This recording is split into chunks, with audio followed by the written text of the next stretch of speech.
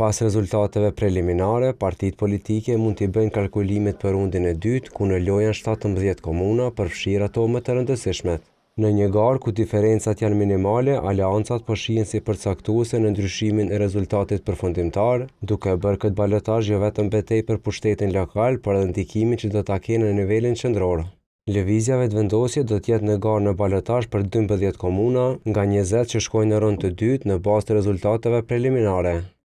Partia më e madhe në nivelin qendror ka fituar pa balotazh në Kamenicë, po do jeve vështime sipas rezultateve të deritashme, e ajo po udhëheq edhe në Gjilan dhe Fushkosov si e para, ndërsa si e dyta do të jetë në balotazh edhe në Gjakov, Kashanek, Mitrovic, Obiliq, Rahovec, Pej, Prishtinë, Prizren, Viti e Vushtrri. Gara më e ngushtë do të jetë në Prishtinë e Mitrovic, ku dallimi është rreth 700 vota përkatësisht 28 vota. Në kryeqytet, balotazhin do ta ketë me LDK-n që doli parti e parë, e në Mitrovicën e Jugut me PDK-n, po ashtu si parti e parë. Për mundësinë e bashkëpunimeve në balotazh është pyetur të hënën kryetari i lëvizjes vetëvendosje Albin Kurti, por se tha se paraprakisht do t'i bëjnë analizat.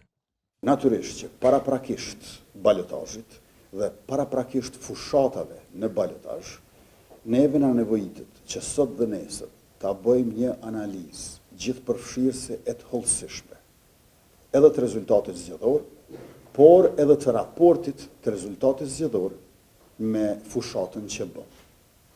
Vetëm pas kësaj analize do t'i bëjmë planet dhe përgatitjet e duhura për rrugën përpara, gjithnjë në bashkëpunim aq të ngushtë, saqë në udhëheqje me kandidatët që i kemi në balotazh. Partia Demokratike ka fituar në 3 komuna pa balotazh. Ajo ka siguruar fitoren në Skënderaj, Ferizaj e Anta e Lezit, ndërsa në balotazh shkon si parti e parë në Kaçanek, Mitrovic, Prizren e Vushtrri.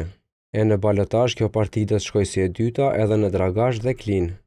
Lidhja Demokratike e Kosovës ka fituar Istogun dhe Lipjanin pa balotazh, ndërsa prin si parti e parë në rundin e parë edhe në Dragash, Obiliq, Prishtinë, Pej, Viti e Junik. Si parti e dytë në balotazh, LDK-ja është në garë për Gjilanin, Fushkosovën e Suarekën. Aleanca për Armërinë e Kosovës ka fituar pa balotazh në Deçan. Ajo udhëheq në rund të parë edhe në Gjakov, Klin, Rahovec dhe Suarek. Si e dyta, ajo do të garojë në Junik. Lista serbe ka siguruar fitore pa balotazh në 9 komuna, ndërsa në balotazh do të përballet me Partinë Uniteti Kombëtar Serb në Klokot. Pa balotazh, sipas rezultateve preliminare, kanë mbyllur garën edhe Drenasi, në të cilën udhëheq mbi 50% Ramez Latrovci. Nisma ka fituar në Malishev, ndërkaq Mamusha do të udhëhiqet nga KDTP-ja. Juristi Mazlum Baraliu thotë se përvoja deri tashme tregon se koalicionet në balotazh janë të pashmangshme, por edhe jo transparente. Po, pra, do të ketë dhe mund të ketë të tilla që janë intacite, domethënë të heshtura, jo transparente, të mshefta edhe nëse doni, po s'ka gjë të keqe, nuk ka diçka që është në kundërshtim me ligjin këtë rast, por natyrisht që do duhet kishte transparencë, nëse bësh me dikën bësh. Pse jo, nuk janë ata armiq, nuk do duhet të trajtoheshin si armiq. Politologu Dritor Arifi dhe hulumtuesja në grupin këshillëdhënës në Evropë për politikat e Ballkanit, Danika Emini, kanë thënë për Radion Evropa e Lirë se gara partive politike në rundin e dytë të votimit do të ndikojë negociatat për formimin e qeverisë së re të Kosovës.